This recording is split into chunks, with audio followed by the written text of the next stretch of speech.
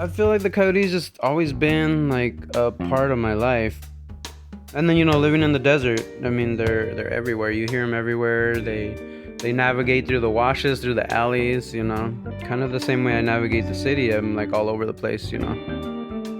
I can't help but conjure an image of riding bikes through alleyways and stuff. And I don't know, is there a relationship there too? We're gonna do some alleyways today, so yeah, yeah. There's a lot of little like shortcuts I put into the ride today, so.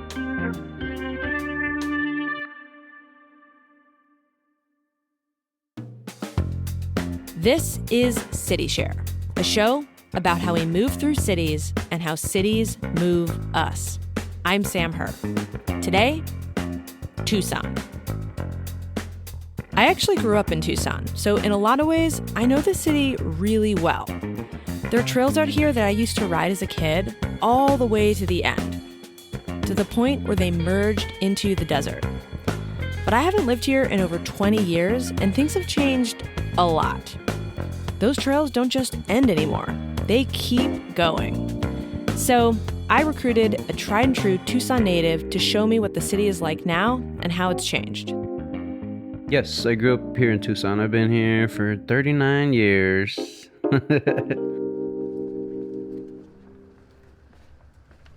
I meet our guide David at his art studio in downtown Tucson called Toolshed. So this is the studio.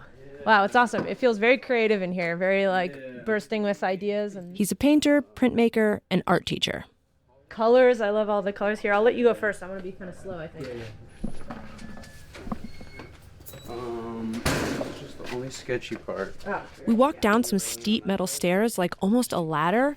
Okay. Go down, yeah. I usually run down these. Oh my gosh. Into a big concrete basement, and there's artwork everywhere.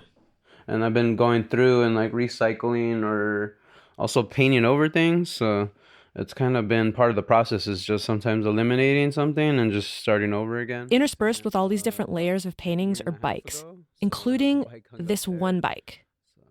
Oh, that's the bike that you crashed on. Yeah. Or you got, actually, I want to ask you about that. I don't know if you want to dive in now or you want to. About a year and a half ago, David was riding his bike home from work along Valencia, a major road in Tucson. Valencia was my main road. And, a lot of people thought I was crazy for riding on Valencia. But, Why is that?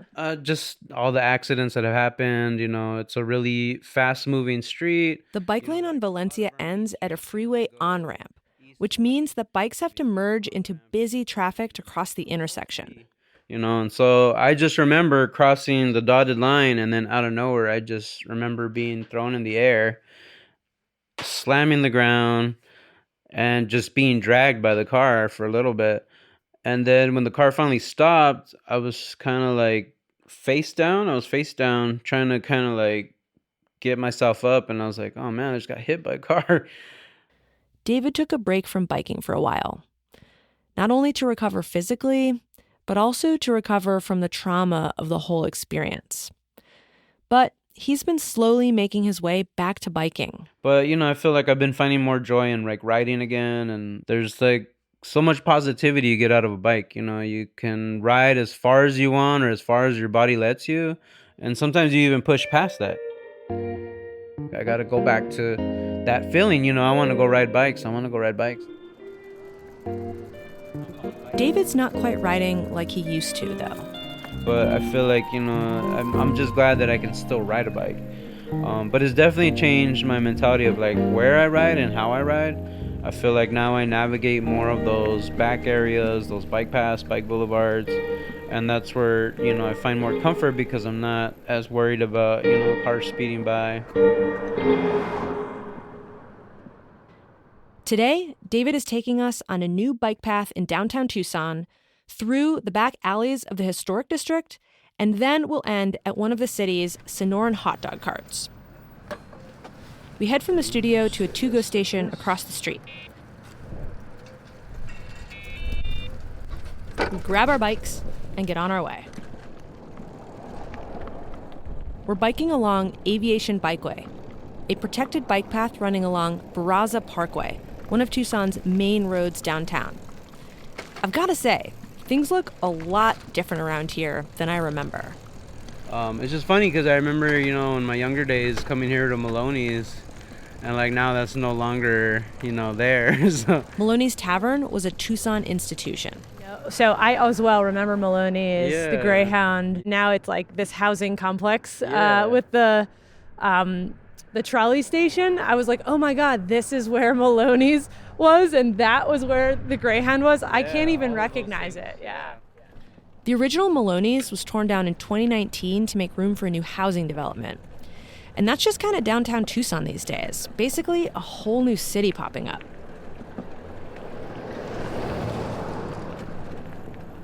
Eventually, the path opens up into a nice park. There's red dirt and scrubby desert plants all around us.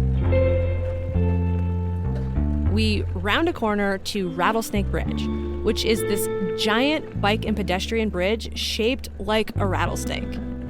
You have to ride through the open mouth of the snake and then through its body to cross the highway.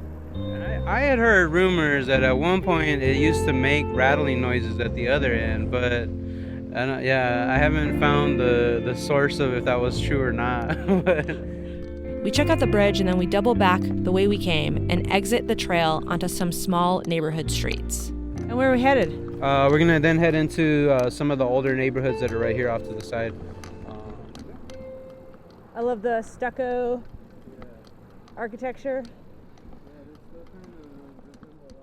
We stop at a closed-down corner store on the corner of 16th Street and 4th Avenue. It looks pretty old, it's all boarded up, but outside there's some chairs and a table for people to just stop and sit. So this was a grocery store, but now it became sort of like an art installation Yeah, building? it's kind of like a little art installation, so they're still trying to, I guess, keep the integrity of it, but... There's black and white photos of the old grocery store wheat pasted over the shop's boarded up windows and some writing overhead. And it's also got bilingual, like it's written in both. It says, I remember well, back in the 1970s when this was a store owned by some Chinese people. Recuerdo bien en los años cuando era una tienda, era unos And I love to come in for the smell of the candy that was always inside the store. de dulces que siempre habían adentro de la tienda. Aquí daban cuando... I walked here when I was a child. Yeah, that's amazing. The American Gold Rush brought Chinese immigrants to Tucson. By the 1940s, there were over 100 Chinese grocery stores that also offered services in Spanish, English, and indigenous languages. They even blended Chinese and Mexican ingredients to create new foods like Chinese chorizo, which has now generally disappeared along with these neighborhood markets, like this one, which closed in 1977. It remains on the corner, though, preserved by the community to honor a little piece of Tucson's history. Yeah, this is cool. I mean, you don't see a lot of places that are sitting vacant, kind of repurposed in this intentional way.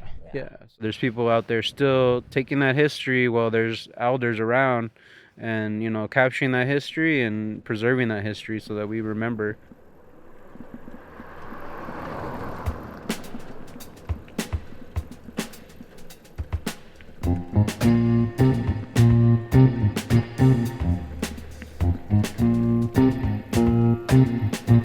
We hop on the bikes and head down 4th Avenue to Roy's Corner Store, a modern market still in operation. Oh, yeah, maybe they're not.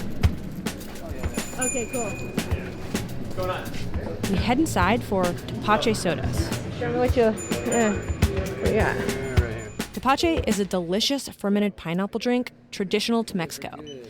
Many people, like David's dad, make it at home, but there's also a canned kind. Different flavors. They got mango chili, grapefruit, prickly pear, watermelon, and then the pineapple spice is like the original.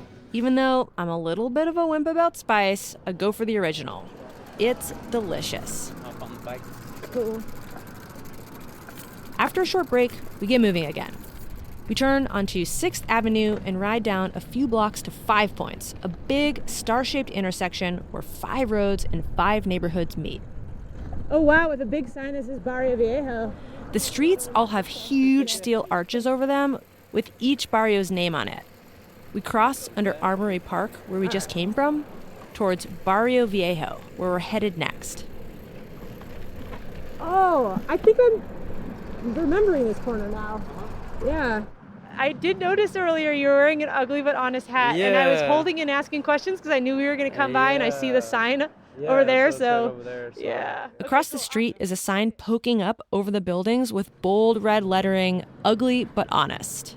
So Ugly But Honest was a dealership where they would sell cars that were ugly but honest pricing. So, and then out of nowhere, later on, this actually became an actual business. Now, the dealership is a hip pizza spot by the same name. A white stucco building sits where the old dirt lot used to be. But the sign? It's still there. A bit of history blending in with all the new. We continue through 5 Points to our last stop, Ruiz Hot Dogs. You can head straight down 6th Avenue if you want a straight shot, but David winds us through some back alleys to check out some murals and architecture. Yeah, definitely a lot of old with new architecture around here. Like this one, they revitalized this building. We come up to a big dirt lot at the corner of 22nd Street, and I see what looks like a glorified food truck sitting by the road. It's got the food truck part, and then kind of a large metal movable restaurant structure on wheels. We roll up and park our bikes. Oh my God, it smells amazing.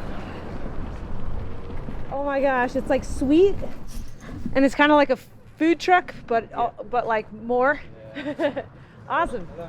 Tucson is famous for the Sonoran hot dog. There are hundreds of dogueros around town serving them out of food trucks and carts. A Sonoran dog is grilled, wrapped in bacon, and served in a squishy, slightly sweet bun, topped with pinto beans, tomatoes, onions, mustard, and mayo. What I do is I'll mix jalapeno and guacamole and then put it on there. The Sonoran dog comes from the town of Hermosillo, Mexico, not too far away on the other side of the border. No one knows exactly how the hot dog made its way to Hermosillo, but the dogueros there started wrapping their dogs in bacon and toppings. And eventually, the new dog traveled back across the border to Arizona. Did you want a hot dog with everything? Well, okay, so I'm actually vegetarian, Okay. but we still want to do this because this is going to be meaningful for Okay, everybody. so here's the thing. I grew up in Tucson, but I've never actually had a Sonoran dog because I don't eat meat.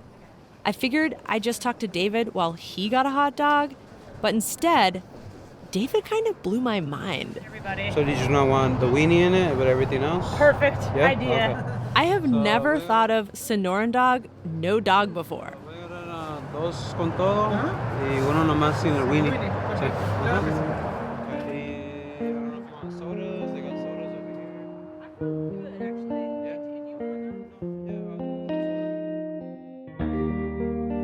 If you eat one thing in Tucson, it's gotta be a Sonoran dog. Oh my God, this is so good. It's something that could only exist in these desert borderlands where change is constant. A lot of the places we've been, businesses, Roy's Liquor, that building that we passed, they're all revitalizing something, the Ugly but Honest, They're taking something that was there and memorializing it, but also making it into something new.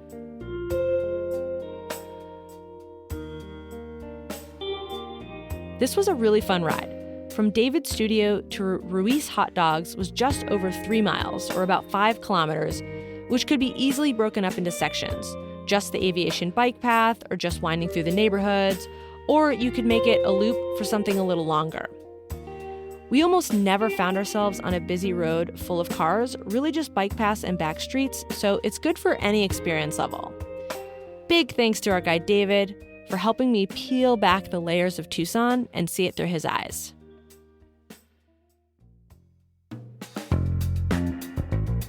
Next up, we're going to be going to Boston with Gray, who's going to give us the scoop on the Allston-Brighton creative scene.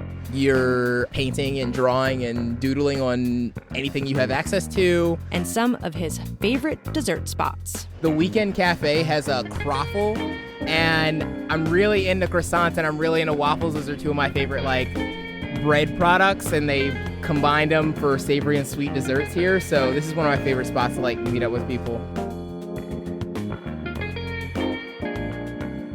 City Share is brought to you by the North American Bike Share and Scooter Share Association, and it's supported by the Better Bike Share Partnership. Huge thanks to them for that support. They do amazing work. Another big thanks to Sun Tiki Studios in Portland, Maine, who donated the studio time and space for us to record this podcast. They are awesome. Special thanks to Sandy Chan and the Chinese Chorizo Project for this episode, who helped us track down the history of OK Market. City Share is reported and produced by me, Sam Herr. I am also the executive producer for the show. Our other producer and fact checker is Ariel Knabel. Our editor is Peter Lang Stanton. He also mixed the show. Our show art is by Ariel Knabel. Music is by Blue Dot Sessions. Sound effects are from freesound.org. Additional sound effects by mboscolo. And once again, I'm your host, Sam Herr. Thanks for listening.